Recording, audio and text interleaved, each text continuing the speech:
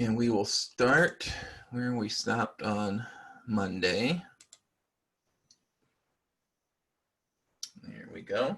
So we stopped here on this slide. There's a lot of, let me bring all this up again. There's a lot of text on this slide. This came from the textbook so that, again, it puts you in the mindset that we have to make some new assumptions about genetics, essentially, that we're going to, kind of as we proceed here now, we're going to see how it doesn't always work in a 9:3:3:1 ratio, various different problems and disorders and things that may pop up. And we're going to talk about some of those today. So when we talk about these disorders, a lot of times we don't even consider parts of the allele that may be present because they just simply don't matter. I mean, the condition is going to be there whether or not that allele is present or not. So we'll start to see some of that from now on. So again, I know this is a lot of text on a slide, but this did come from section 4.8 in the textbook if you want to read back over those and not read them all on the slide here.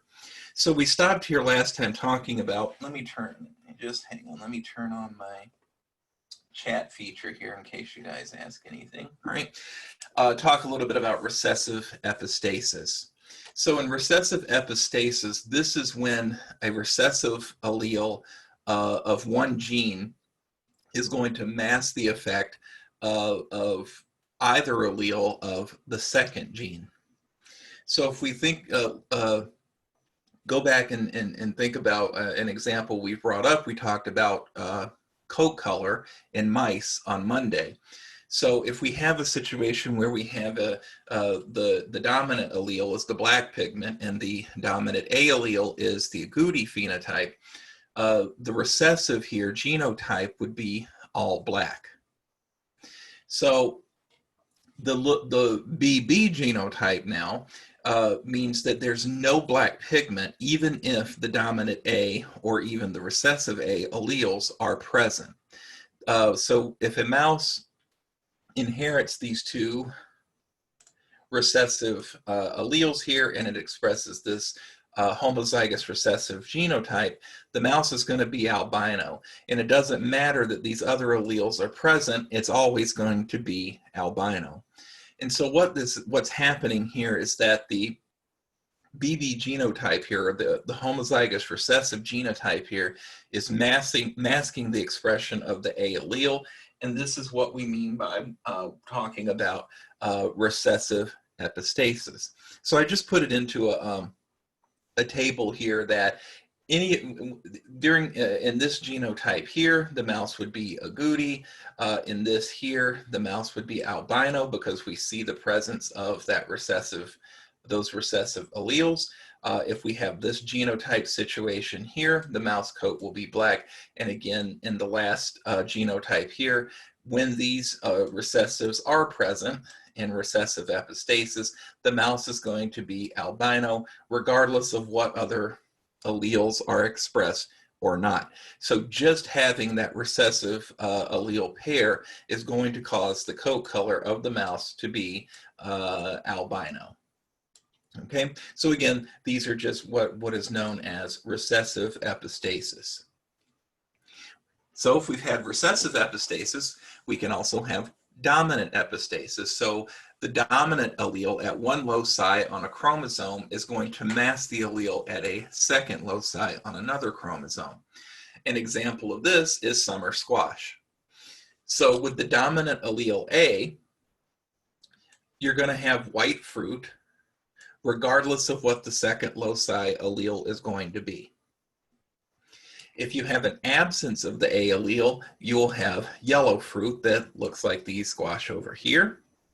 And I didn't point out the white fruit are up here, just in case you've never seen squash. Believe me, I've had students that haven't before. So if you have genotypes of the A recessive here, homozygous recessive, or B homozygous dominant, or a heterozygous here, this is going to be yellow fruit.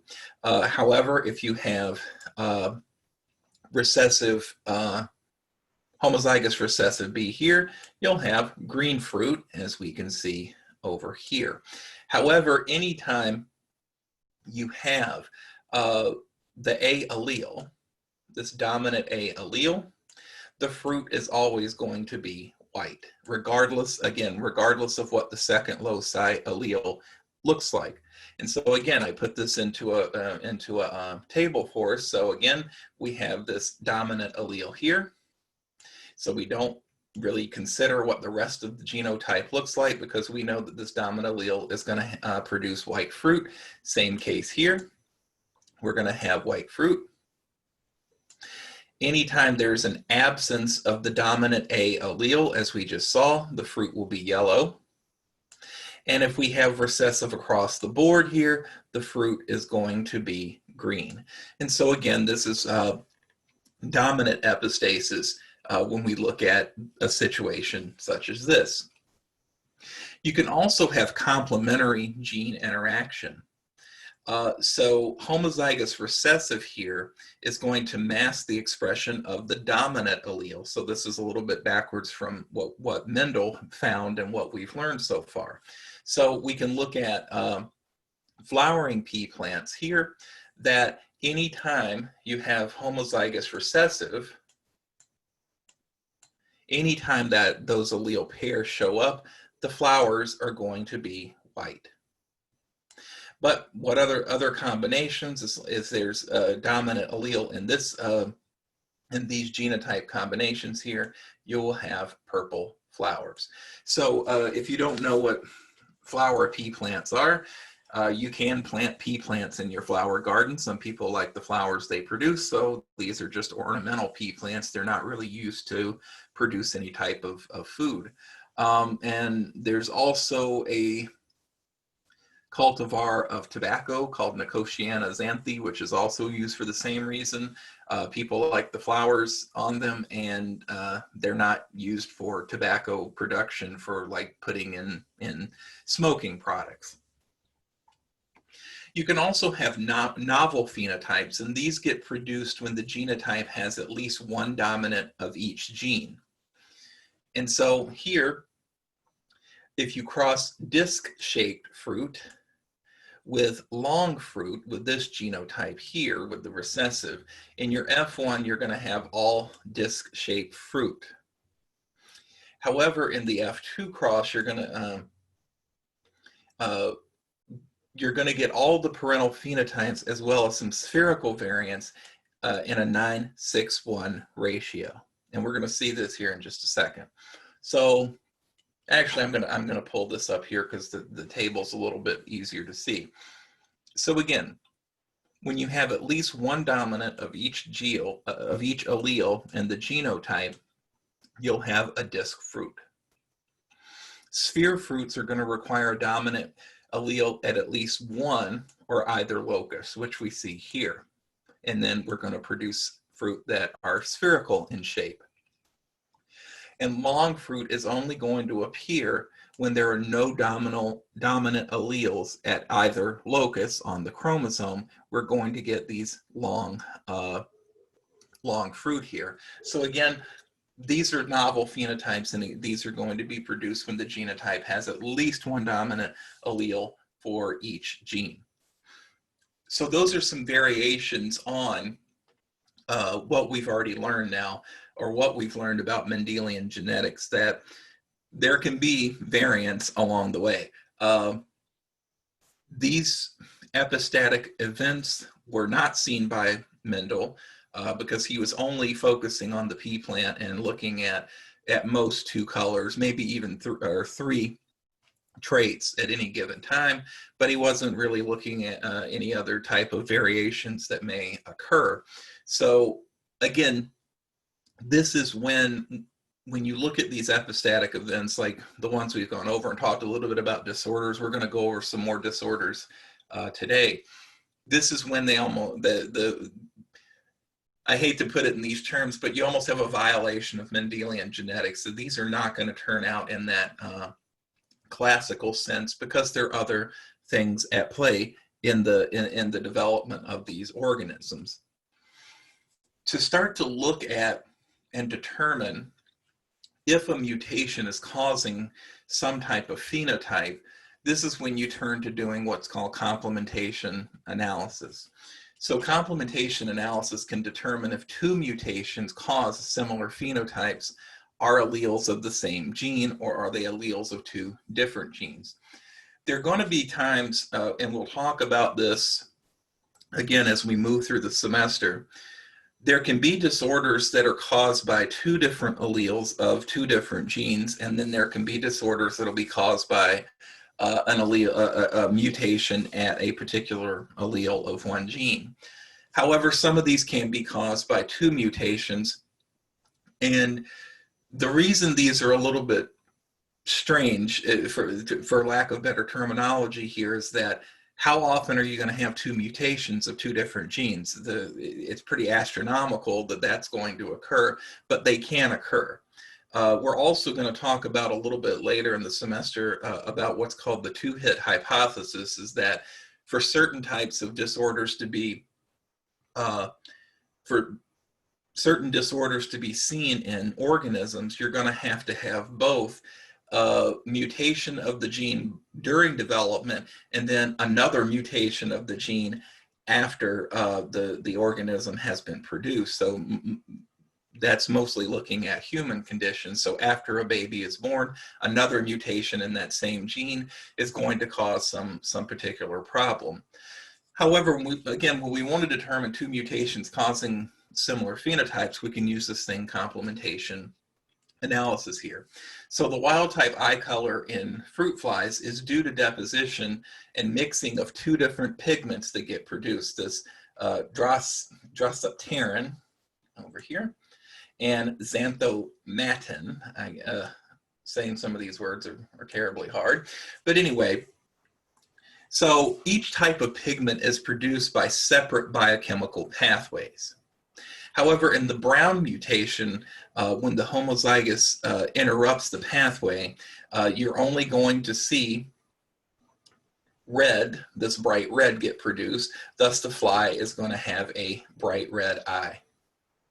The opposite is the case here in this pathway, that if the bright red pathway, some mutation occurs, you're only going to get brown produced xanthomatin, and thus the fly is going to be born with brown eyes.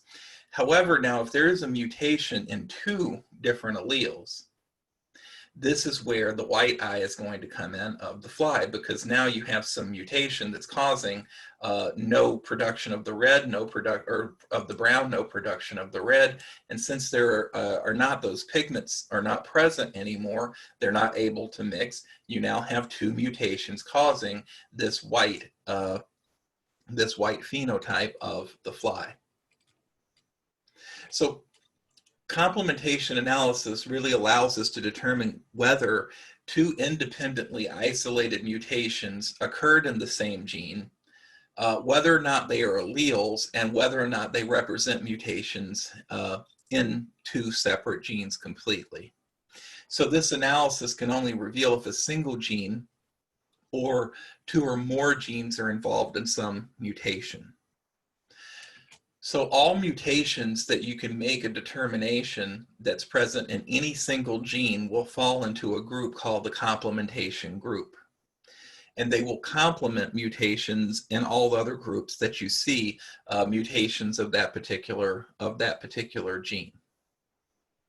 So when large numbers of mutations that are affecting the same trait are available, you can start to make predictions of the total number of genes involved in the determination of that trait.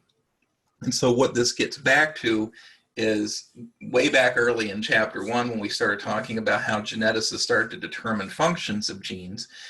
And it sounds almost elementary to say that if you know what a gene doesn't do, well, you know what it does then. So if you start to have mutations in various genes in a pathway and you know what the outcome is going to be, you can start to make predictions on what those genes that were mutated actually do in the normal sense. And I know that's a lot to take in, but when you start to see issues in a gene, those issues can tell you and start to help you understand well, what is the overall function of that gene when it's not mutated, when it's in its natural state or wild type state? You can figure out, well, what does that gene do?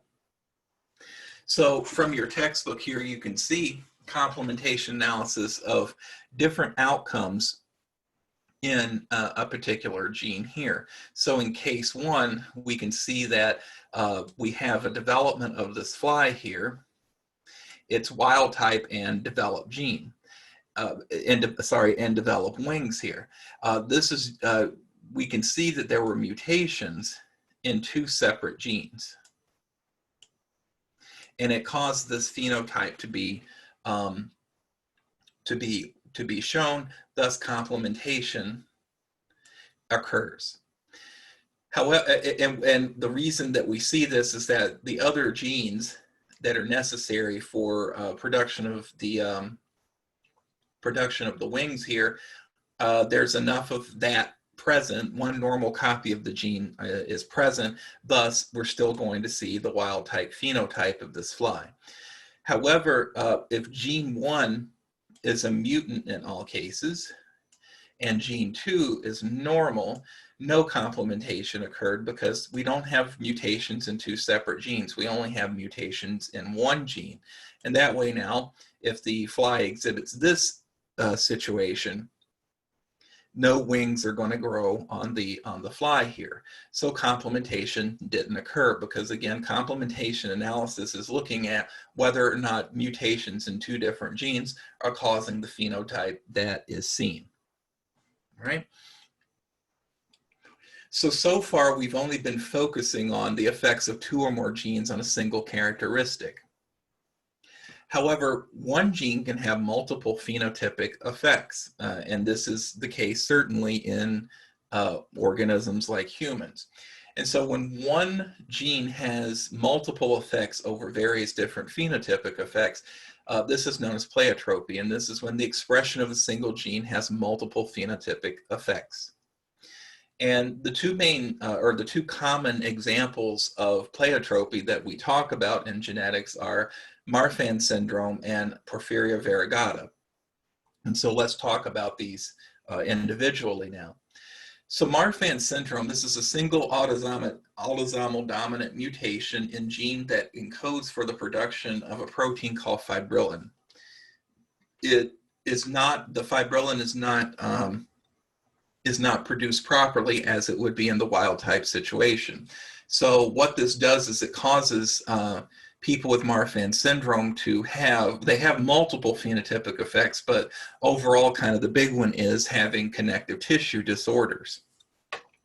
So symptoms of a person with Marfan syndrome can include things like mitral valve prolapse, which is heart murmur, blurred vision, or nearsightedness, because what will happen in people with Marfan syndrome is that they'll have a hardening of their cornea to a point where they start to have, their cornea starts to look like a point. If you look at it from the side, it looks like a very sharp point coming out of their eye.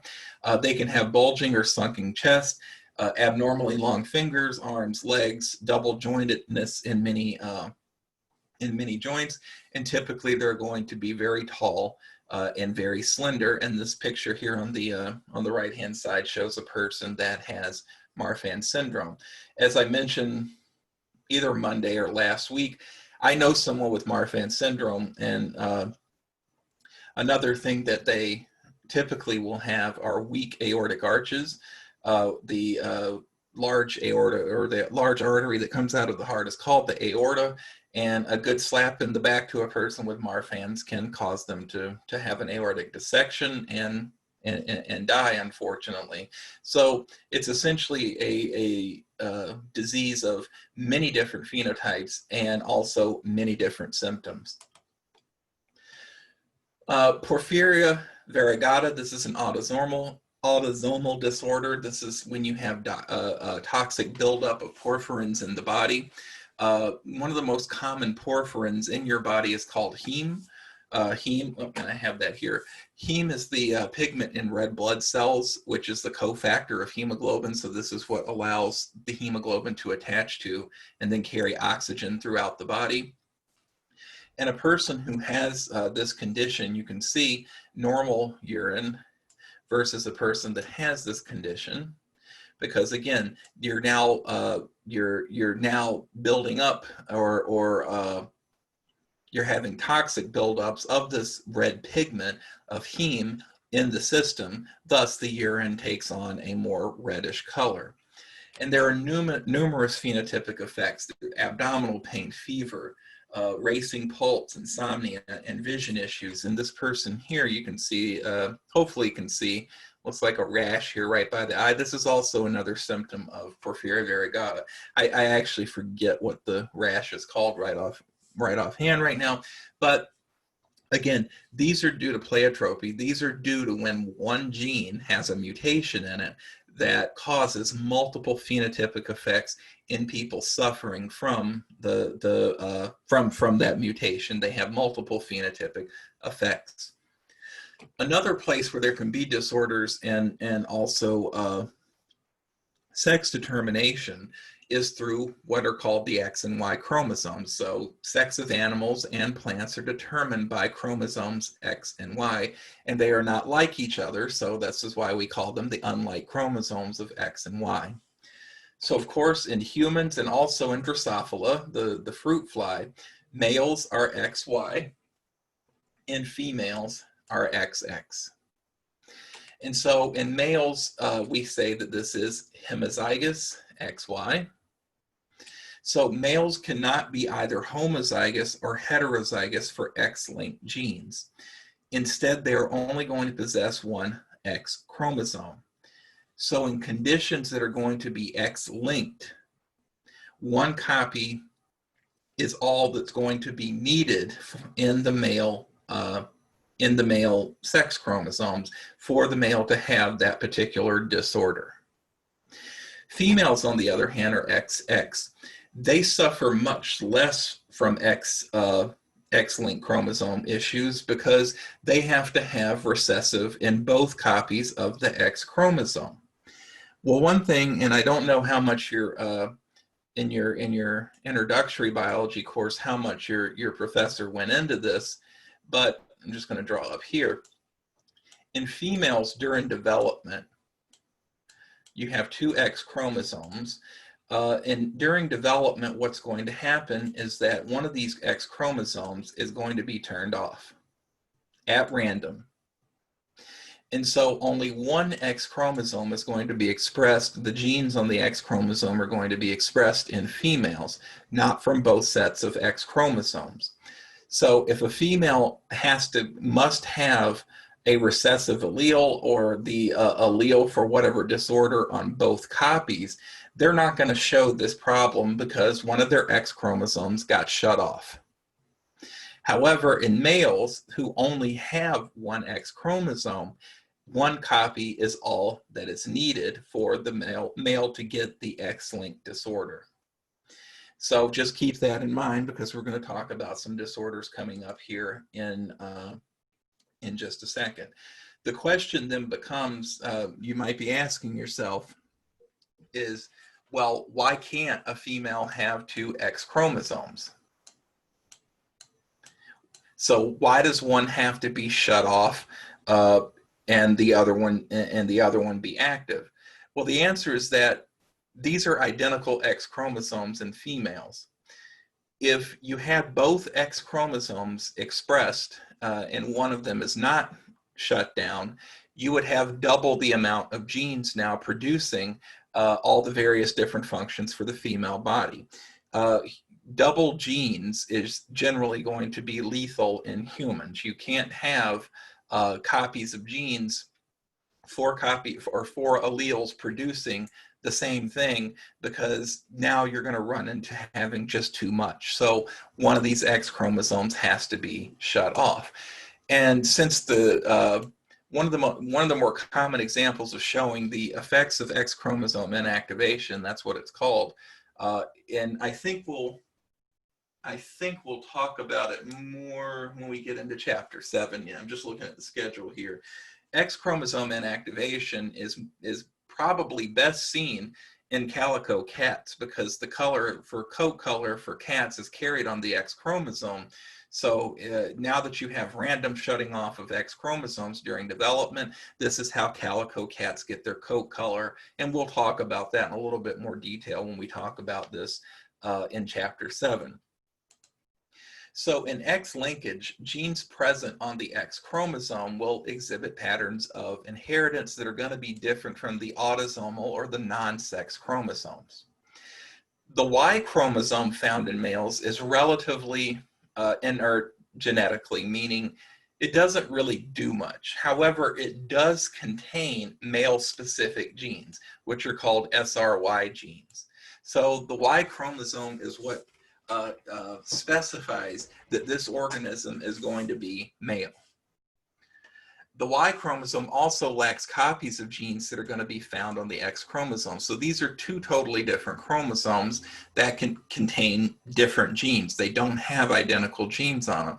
In a female, again, however, those two X chromosomes that females have, they do have identical genes. The X chromosomes are identical, and again, one of them gets shut down during development. And that's caused by genes called XIST genes. Again, we'll talk about that coming up in chapter 7.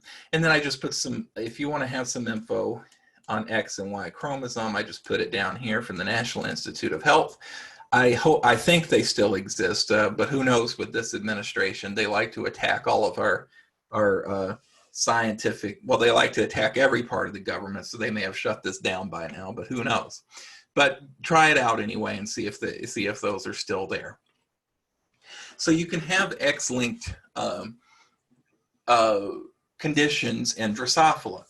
Drosophila was an extremely fortuitous how do I want to put it here, insight for Thomas Hunt Morgan to use, because Drosophila chromosomes, they have X and Y chromosomes for their sex chromosomes, and their chromosomes act almost exactly like humans do.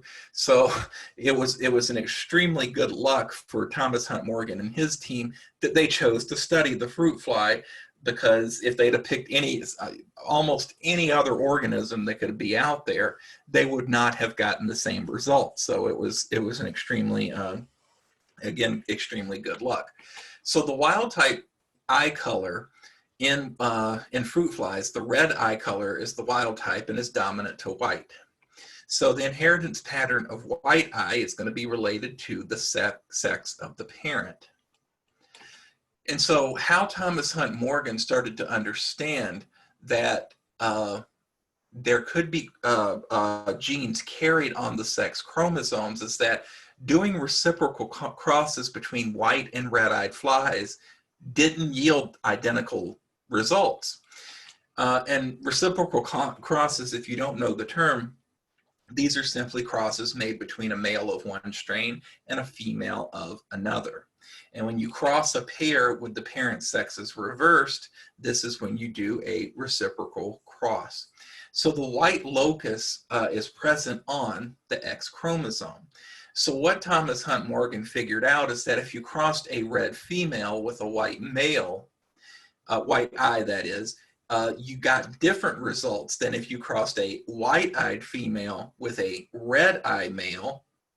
I got a picture here. So if you cross a red-eye female with a white-eyed male in your F1, half of them will be female and red-eye.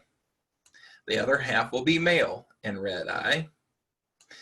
And then if you cross the F1 generation, you end up with 50% red-eye females. Whoops, I think I can do that. You get 25% red-eye males and 25% white-eye males.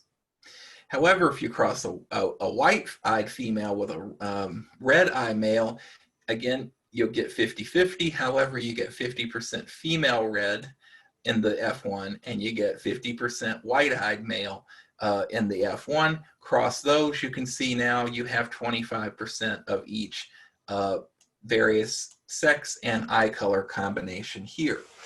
And so, and I mentioned this to Raul, I was talking to him after class the other day, that Thomas Hunt Morgan went into this research thinking that chromosomes didn't exist. there was a lot of debate on whether chromosomes were real or not, and he was one of the people who thought that they did not exist. However, after doing these crosses, these reciprocal crosses for a number of years, and he and his team, and forgive me, I'm forgetting the other two people that worked for him right now, they did this thousands upon thousands of times. And what they figured out is that there had to be molecules that move between generation to generation. Thus, they pretty much showed the existence of chromosomes. And then they also figured out at the same time that some of these traits that you see in generation after generation have to be carried on chromosomes that determine sex of the organism, because this is what happened in this cross that we see here presented here. And so they figured out the phenotypic ratios are going to be different in both the F1 and F2 generations. And they're dependent on whether or not the P1 white-eyed parent was male or female. And for his work, for a person who didn't think that chromosomes existed, discovering chromosomes, Thomas Hunt Morgan won the Nobel Prize in Physiology or Medicine in 1933. So he showed that genes reside on chromosomes and that certain traits found in organisms are carried on the sex chromosomes. So I don't know if that was a good or bad day for him when he found out what he believed was completely and totally wrong. But anyway, another disorder that comes up when you're talking about X-linked disorder in humans is color blindness, and this is X chromosome linked. So when a mother has this condition, carries this condition on her X chromosome, she's going to pass it to all of her sons. However, the mother is not going to pass any of these conditions on to her daughters. And the reason is, again, remember, females have two X chromosomes. For a female to have an X-linked disorder, they're going to have, and let me just get a different color here. For females to have an X-linked disorder, they have to have the two conditions on both their X chromosomes. Now, the only way then that they're going to express that X-linked condition is if both X chromosomes are expressed. However, again, in females, both chromosomes are not expressed. One of them is completely shut down during development. So that way, the female only has the one copy, thus she's not going to have the X-linked condition. Color blindness is extremely, extremely rare in females. It's not unheard of happening, but is extremely, extremely rare because of this. However, on the opposite side, in males, all males have to have is one copy of that particular gene to have that particular X-linked disorder. So all the male has to have now is this X chromosome and have that gene, and this is how mother passes color blindness now only to the sons. Okay, so and then not pass that on to her daughters. So there's been a number of X-linked disorders found in humans. So color blindness, things like hemophilia, and then also Duchenne muscular dystrophy. All of these are conditions in Lesch-Nyhan syndrome. We're going to talk about that in a little bit. This G6PD deficiency here. So anyway, these are just X-linked disorders that have been linked to mothers that can pass this on to only to their sons, but not pass on any of these conditions to their daughters. There can also be X-linked recessive disorders. So this is only going to be observed in males. So females can only be heterozygous carriers who do not develop the disorder. So this kind of goes back to, again, a female would have to have two copies on both X chromosomes for this to occur, but since one shuts down, this doesn't happen. And this Duchenne muscular dystrophy is an X-linked recessive here. So a mother can be a carrier here. The father is normal. and then she can pass this condition, DMD, onto her son. And so in Duchenne muscular dystrophy, the onset is prior to age 6. By the time the child is around 20, lethality occurs, meaning death, and this is only going to occur in males, and it causes severe crippling and deformities, and various other throughout their life, muscle weakness, etc. The sad part about this is that in the first 2 years of life or so, there are no symptoms. They're very minimal to no symptoms. They don't start, DMD doesn't start showing up until much later, around 8 to 10 years old, and then again death around the age of 20. So this is a very unfortunate disease, and to my knowledge, I don't think I don't think there any type of cure, quote unquote cure, or any type of treatment for this. It's just simply lethal by the age of 20. Sex can influence the phenotype, if you haven't noticed in life. Up until this point, I'm telling you now that sex influences the phenotype. So you can have things like sex-limited inheritance here. So the expression of a specific phenotype is absolutely going to be limited to one sex or the other. And you can have sex-influenced inheritance. So the sex of the individual is going to influence the expression of the phenotype. This is not going to be limited to one sex or the other. So an example of this, before we go into our examples from the book, the sex of the individual is going to influence this. So those SRY genes we've already talked about that are found on the Y chromosome, this is what is going to express the male phenotype of the individual. So this is what we mean by sex-influenced inheritance. It can also be in things like chickens. So feather plumage in chickens is caused by an autosomal gene, but the phenotype expression is going to be driven by hormones. So hen feathering is controlled by dominant allele that is expressed in both sexes. And again, hen feathering is the type of feathering we would expect in a female chicken. Cock feathering, however, is controlled by a recessive allele and only going to be expressed in males. And so the expression of these is going to modify the sex hormones that get produced in the type of chickens.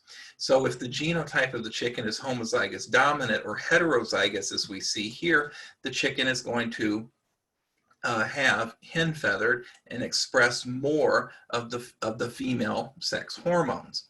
Only when we have the recessive condition, as we see here, and then we're going to get cock feathering in the males, and then you'll still see hen feathering in the females. So again, this is just simply due by these genes that can be found only in on sex chromosome, or only going to be expressed due to the sex of the organism. Another is male pattern baldness. So allele B here will behave dominant in males and recessive in females. So in homozygous dominant genotype in females, the female or the phenotype is much less pronounced. So here, if the genotype is homozygous dominant, female is much less pronounced bald, but you start to see balding in males here. Heterozygous and the homozygous recessive here, female not bald in the heterozygous condition, males are bald. In the homozygous recessive, not bald across the board here, but again, these are sex-influenced inheritance genes that control things like balding. Also, another interesting thing, at least to me, is that the environment may also play some change in phenotypic expression. So this can be influenced by the phenotypic expression of a trait can be influenced by the environment as well as being influenced by the genotype of the organism. So gene products are going to function within the cell in various ways. And we all know that organisms exist in diverse environmental conditions. We don't all live in the same environment. So an example, some examples of this is that we can have what is called penetrance And penetrance is the percent of individuals that show expression of a mutant genotype in a population. And then also what is known as expressivity.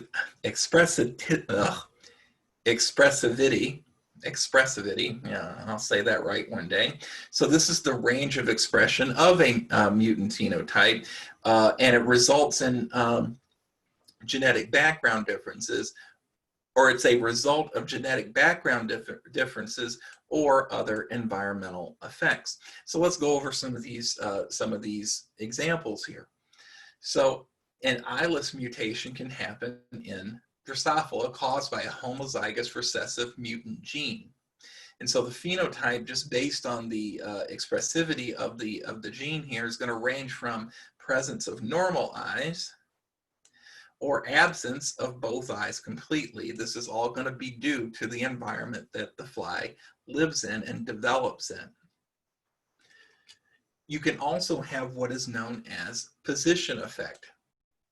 And so the physical location of a gene is going to influence the expression. How do genes move in chromosomes? Well, you can have crossing over, but that's normal.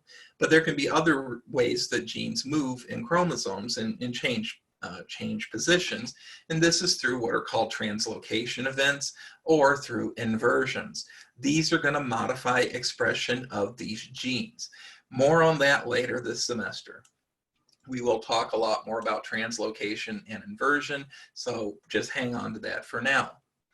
Or the gene can be relocated to a much more condensed or genetically inert chromosome called heterochromatin. Again, more on this later in the semester. But heterochromatin is extremely condensed chromosomes, so that wherever you see heterochromatin, generally the genes in that region are not going to be expressed. So one of the female X chromosomes, it gets condensed down into just complete heterochromatin, thus none of the genes on that one chromosome get expressed, so females only express one of their X chromosomes. Again, position effect due to a translocation or inversion. So in picture A here, this is a female heterozygote white-eye genotype showing the normal dominant phenotype simply due to a translocation or inversion event in the chromosome. You can also have chromosomal rearrangements. This is when you have chromosomal rearrangements, you get what are called variegated effects, as we can see here. So in this eye here, we have a little bit of red, some white, possibly some ebony or brown in it. So you get that variegated effect.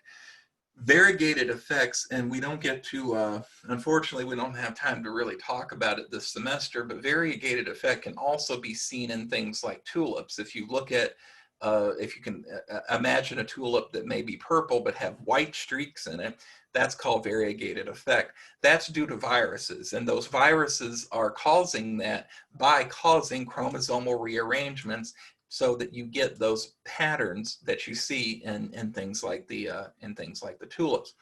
And that's when you get into that's when you start to talk more about things like transposons going from one chromosome to the other. But again, we don't get to really get into that this semester, but I really think it's really neat, that kind of stuff. So it's unfortunate we don't get to talk about it too much.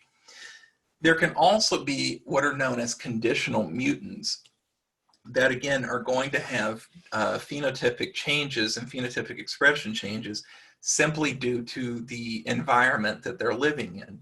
So things like evening primrose, which is a flower, if it develops in a 23°C environment, it's going to have red flowers. If it's a little bit cooler of an environment, around 18°C, you're going to have white flowers. Also in Siamese cats and Himalayan rabbits, you're going to see darker fur color on cooler areas of the body. So things like the tail, the feet, and the ears. And the reason is that the enzymes lose catalytic function at higher temperatures. So they're only going to be active in regions of the body of the animal that are cooler than other parts of the body of the animal. One of the other things, and again, it didn't mention this in your textbook, but Conditional mutants can also elicit changes in hormone production. So this is why, if you've ever seen a nature show or something about how an Arctic fox in the summer is brown, but in the winter is white, it's due to conditional mutation changes due to the temperature change that different hormones get produced. And it's generally going to be linked to more than just the temperature change. It's also going to be linked to, that change is linked to the amount of daylight hours and nighttime hours that you see in those regions of the world. So that's how Arctic foxes change their color from brown to white and from summer to winter. You can also have temperature sensitive mutations as well. These can be seen in things like viruses, bacteria, fungi, Drosophila. This temperature sensitive mutations in viruses helped us understand how viruses work. This was the research that a lot of early scientists did to understanding how viruses work, was simply by putting them in temperature sensitive mutated bacteria. So mutant in this situation, mutant allele will express a mutant phenotype at one temperature, but the wild type phenotype will be expressed at another temperature. So this is useful when studying phages, bacterial virus mutants. Down here, there's a little, I think this is phage T7. So this is very beneficial in studying things like viral genetics. Temperature sensitive mutations are easily induced and easily isolated in viruses to understand their effects. Don't worry about phages because they only infect bacteria. If humans were affected by bacteriophages, we wouldn't be here right now. Nutritional mutations can also be caused in organisms. In humans, this type of thing is going to prevent synthesis of nutrient molecules. This can also happen in things like microbes. So microbes such as auxotrophs, these are mutant organisms that require particular additional nutrient that the wild type doesn't. When we think about this in humans, phenotype can be expressed whether or not depending on the particular diet. And this is certainly the case of phenylketonuria, PKU.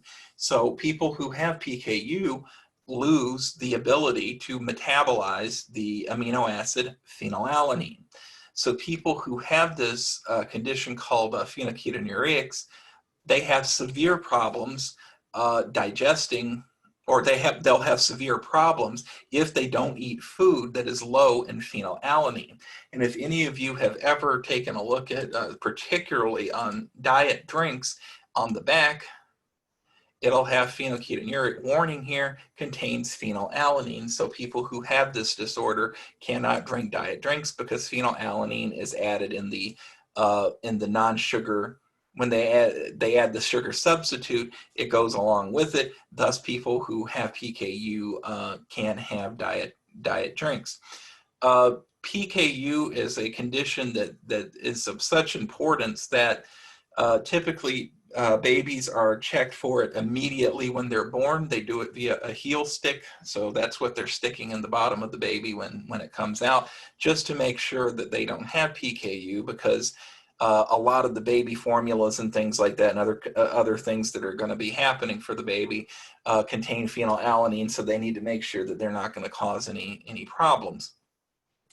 Also, more common ones that you might think of, galactosemia. So people who have these issues can't metabolize galactose. Of course, lactose intolerance, can't metabolize lactose. Just personally, I am severely lactose intolerant. However, I continue to eat dairy. It may kill me one day, but I refuse to give up drinking milk and eating cheese. So probably the best thing to remember is when we're back face to face in courses, if you want to come by and say hi in my office and I'm sitting there eating a piece of cheese, you probably don't want to stick around for very long. You can also have delayed onset of phenotypic expression. And what we mean by this, and what I mean by this, is that you're not going to express it early on.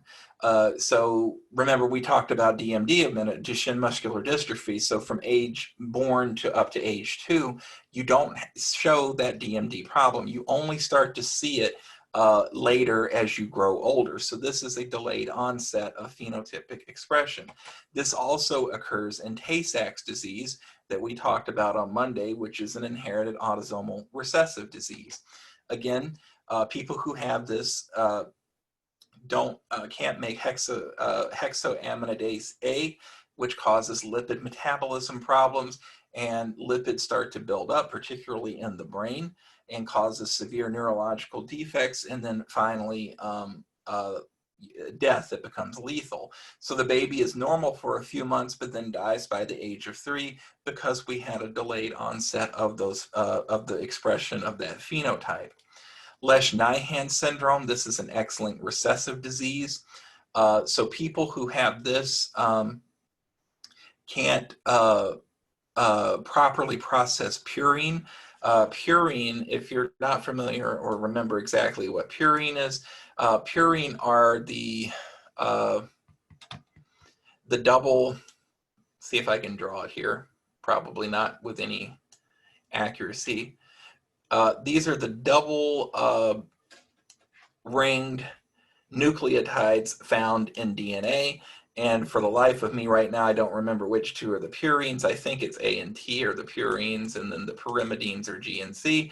I may have that backwards. But anyway, if you have a problem salvaging or using purines, you're not going to be able to produce DNA properly. That's the most important thing about this condition here.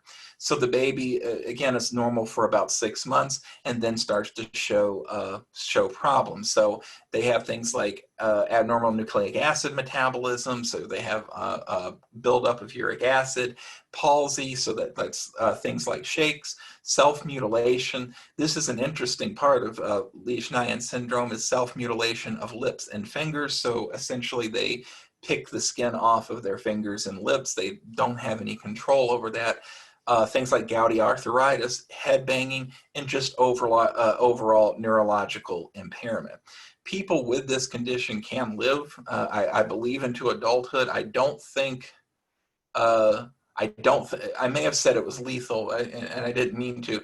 It's not a lethal problem because I do think people with this can live into adulthood and may live for quite a number of years. So it's not completely lethal like something like Tay-Sachs disease is.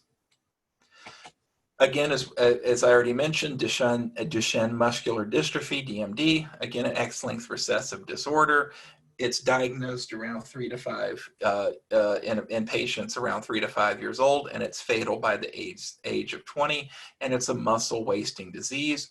Huntington disease, again, we talked about this on Monday. This was due to having too many CAG repeats. Over 35, I believe, is when people have this. There's a variable age of onset in humans, typically around the mid-30s to mid-40s. It affects the brain, the frontal lobes of the brain, and it's a progressive cell death. And people will typically die of this between 30 and 50 years old. So also, just to bring just a few more terms as we bring chapter 4 to a close here, there's things like genetic anticipation. So genetic anticipation is a genetic disease that does have earlier onset, and it has increased severity with each succeeding generation. So as this disease moves through generations, essentially it gets worse. One of the big ones is DM1, myotonic dystrophy. So this is adult muscular dystrophy. It is autosomal dominant. It becomes increased in severity.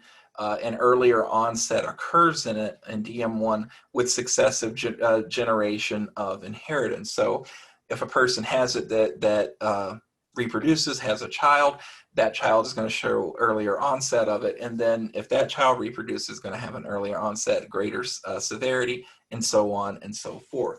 This can also be seen, genetic anticipation is also seen in Huntington's disease. So genetic things like Huntington's disease and also Fragile X syndrome. So in a person with Huntington disease, if they continue to have children, you're going to have expansion of the trinucleotide repeat sequences. So you're going to start having more CAG repeats, or in things like Fragile X syndrome, more CGG, myotonic dystrophy, more CTG. So again, this is what's going to be passed on to the child, thus earlier age of onset, increased severity of occurrence. You can also have what's known as parental imprinting or genomic imprinting. And so you can have selective gene silencing in particular genes that are going to impact phenotypic expression of that gene. And silencing is going to depend on the parental origin of the gene. This occurs in extremely early development. And what happens here is that regions of the chromosome get imprinted on one homolog of the chromosome, but it doesn't get imprinted on the other.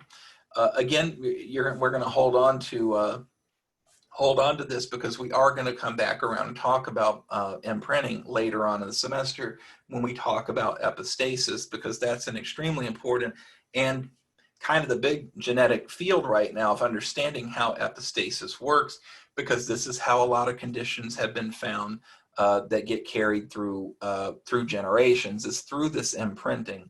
So a lot of times the most common way to imprint DNA is called DNA methylation. That's if I can get it out. Writing with a mouse is very, very, very difficult. So one of the big areas of looking at imprinting of genes is through DNA methylation. And what you're going to find is a methyl group, CH3, gets placed on cytosines in DNA, and that way it will carry a message from one generation to another. But again, we'll come back, we will talk about that later this semester. But where some of these genetic imprinting disorders can occur, things like Prader-Willi syndrome, PWS, the paternal segment, a paternal segment is deleted on chromosome 15. However, the undeleted material on the chromosome remains. The opposite of that, there's another syndrome called Angelman syndrome, and the maternal segment gets deleted on chromosome 15, and the undeleted paternal chromosome remains, but then that gets silenced. So these conditions, even though they affect the same chromosome, chromosome 15, they're going to have different phenotypes based on what part of that chromosome, whether it is the paternal segment or maternal segment, that has been deleted. So in PWS, people who suffer from this have weak muscles, poor feeding, very slow development, constant hunger, usually obesity at a very young age, and onset of type 2 diabetes. Other phenotypic expressions: narrow forehead, small hands, feet, short height, and also infertility can occur. In people who suffer from Angelman syndrome, they can have small head, very wide mouths, happy demeanor, tapered fingers, abnormal creases, broad thumbs, also what is known as telecanthus. Telecanthus is how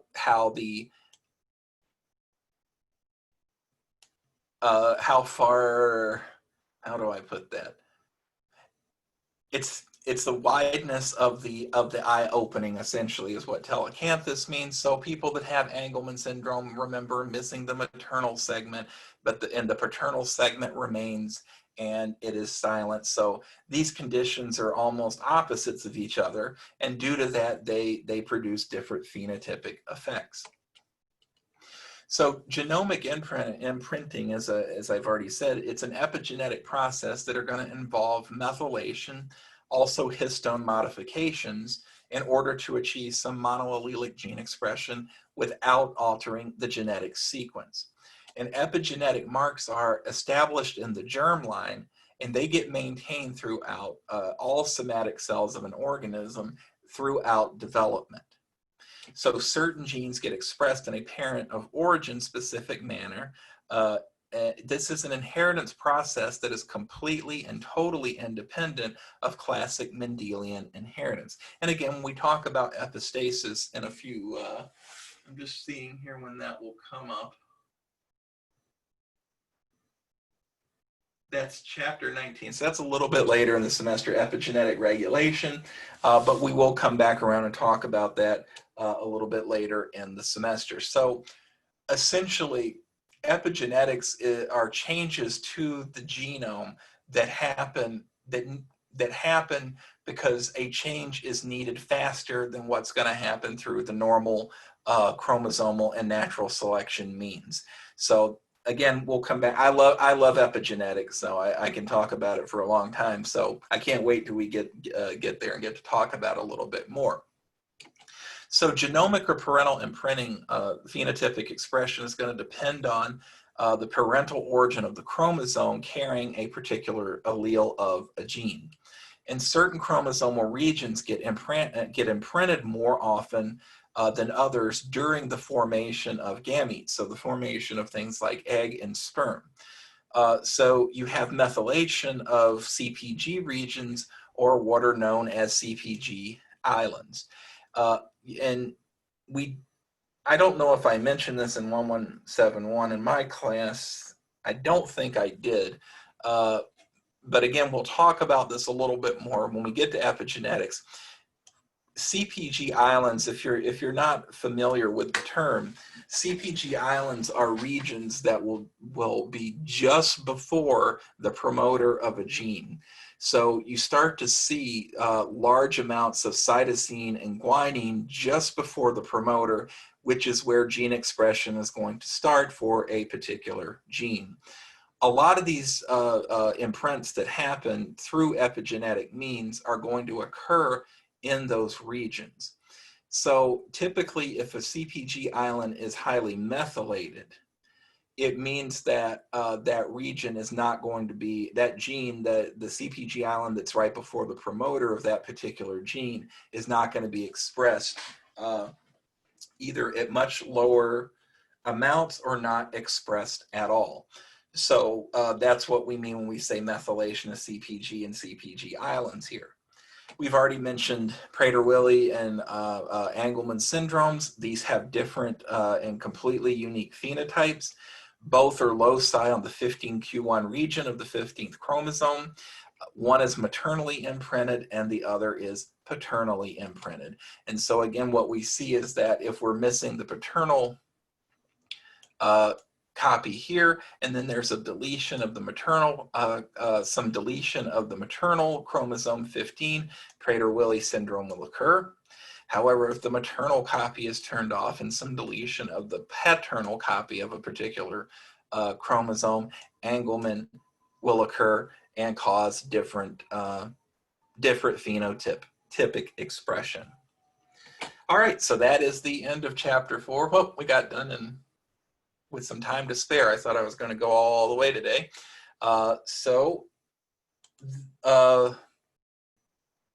Well, okay. Oh, yeah, I was trying to remember what I was thinking about here. I will check in to figure out what's happening with your lab kits and send out an email when I get more information about that.